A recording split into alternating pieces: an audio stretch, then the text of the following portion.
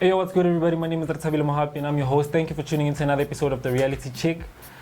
It's bigger than us, you know what it is. I'm sitting here with the musician, Mduduzi, also known to you guys as Teddy, but I'm going to let him talk more and tell us more about himself. Teddy, what's good, dog? Easy, brother. How are you? I'm nice, bro. So please, let's draw the fine line between Teddy and Mduduzi.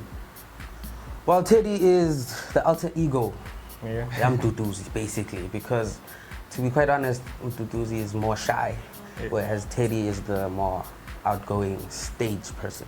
Yeah. You know, so yeah, that's the fine line between it. You're a musician. What do you mean by that? I'm a musician. I mean, man, I make music. That I feel like it's self-explanatory, but like to be more specific, I play drums, I play bass guitar, and I play piano. And who do you play for? Like, I've worked with the likes of Elaine, Langa Mavuso, Una Rams, Loyiso Kichana, Itu Sings, yeah, just to name a few. so where does the love for music start? Like, when do you pick up all these instruments, or like, what happened? Like, tell us the journey for you to start this, for you to be where you are today. How did it start? Well, it's a typical story. It's a typical musician story. You know how everybody says, "I que study like an alitri." No. Well, I actually started loving music a very long time ago. Yeah. But let's just say I started to actually play when I was in grade 4, grade 5, somewhere there. So what had happened was I sold my bicycle to buy a drum set without my parents' knowledge. And they got home and heard a ruckus and they were like, what's going on with this kid? But yeah, that's where the journey started. And yeah, I ended up going to the National School of the Arts for high school. And then, yeah, man, I started to play in the main productions there. And I got exposed to a lot of other musicians, a lot of other people who were professional in the industry, you know. So that opened up many more doors because I started to explore a lot more about the music game and my playing in itself. You know, I started to discover how I wanted to play and how I wanted to be viewed by the world. So yeah, I started working with Langa Mavuso in 2016 when he dropped his Liminal Sketches EP, the first EP. And then the rest is history, man. A lot of other doors opened up from there.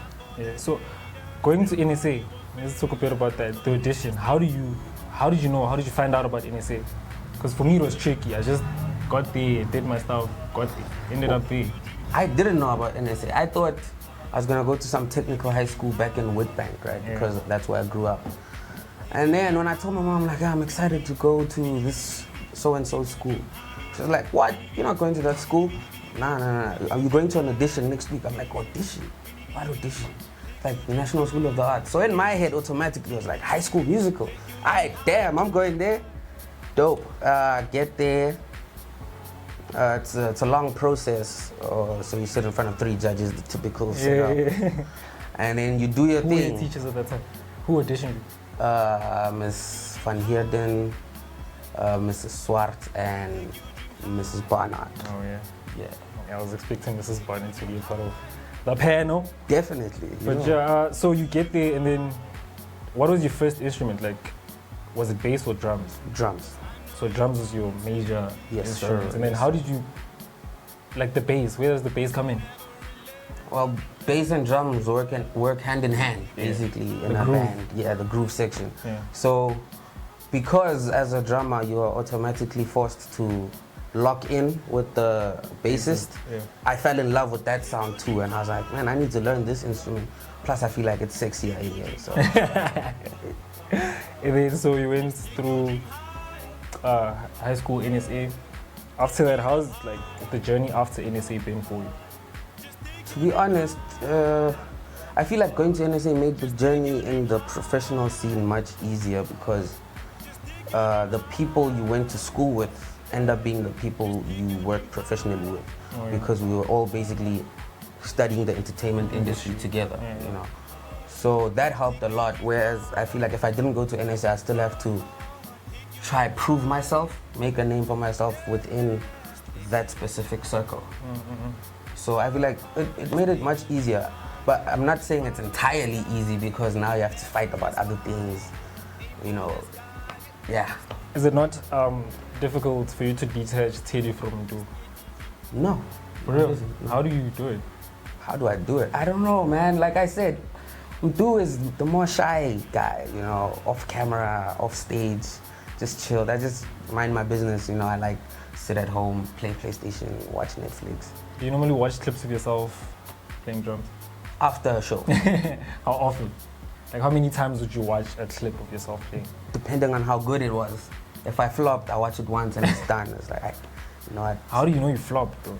Like, do you? Man, I feel like as a human being, you're never very satisfied with your level in whatever it is you're doing.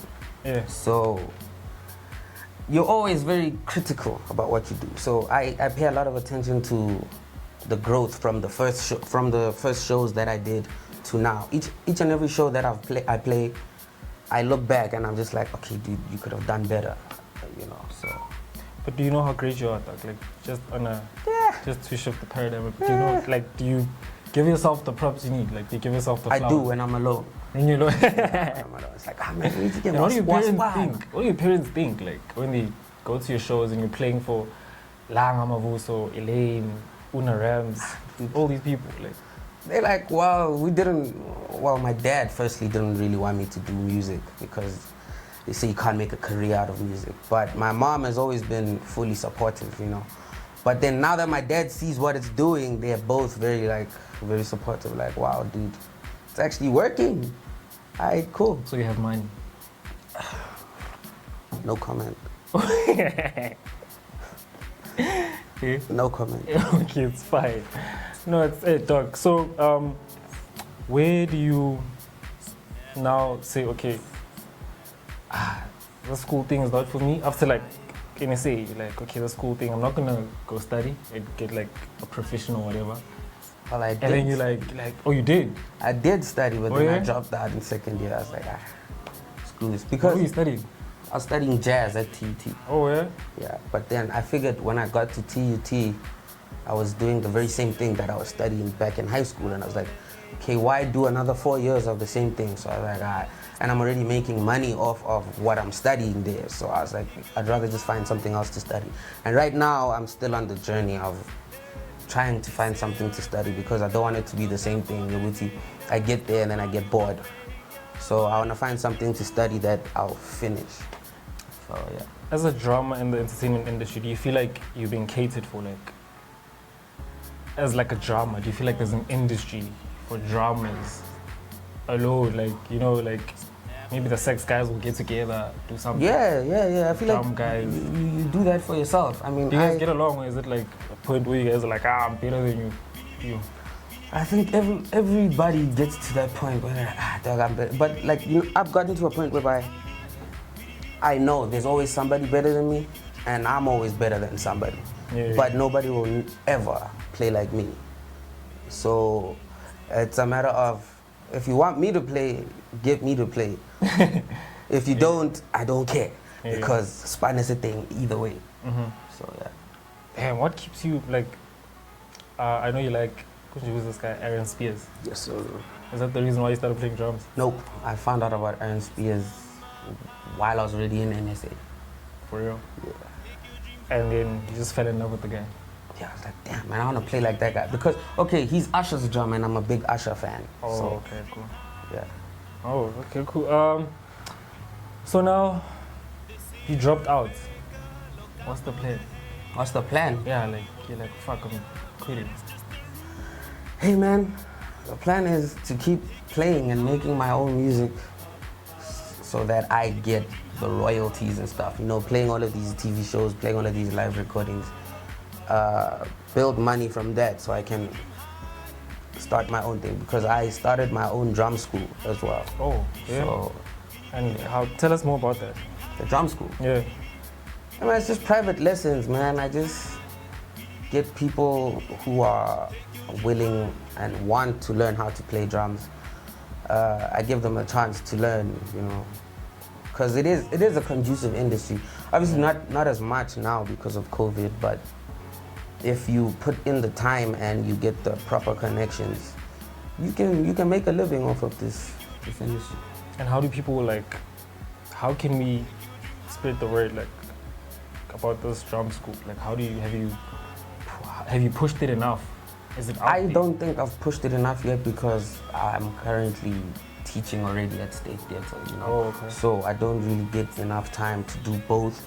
But then the private lessons are usually done later on during the day, during the week, you know. Because I posted on Facebook, on my page Teddy, you know, about the lessons where I post my videos and all of that.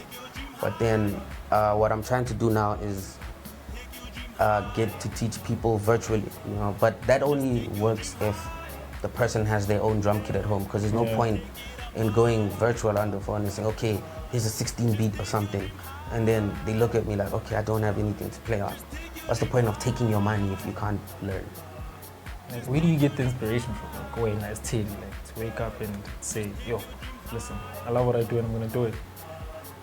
Music, man, music makes you feel good, okay? It makes me feel good personally, because I noticed, regardless of how I'm feeling at the time, like whichever emotion I'm feeling, whichever emotion I'm trying to avoid, I listen to music and it shifts me and my mental state at that point to a place where I want to be. You know, I keep motivating myself with that, regardless of how hard it may get. Yeah. So yeah.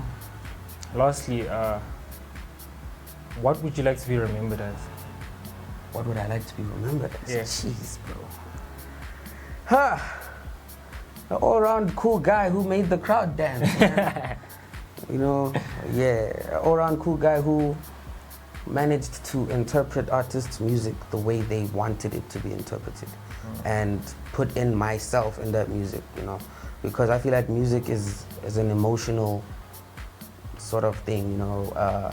So the better you interpret an artist's music based on their lyrics, based on their beat, based on their overall production, is very important, because you know, I don't know how to say it, man. You already said a lot, dog. But yeah. Yeah. So how can people like shout out, like reach out to you and whatnot? Well, you can check out my Instagram. I go by @justteddy. And then Facebook, I have a page called Teddy. Yeah, that's about it. Twitter, man, I don't use Twitter much, but yeah. It's dark. But yeah, thank you so much, everybody. Thank you for your time, dog. Thank you for your time and efforts. We really appreciate you being here. You're a great musician. Thank you. Just putting it out there. That is it from myself and Mduduzi. Until we meet again. Sure.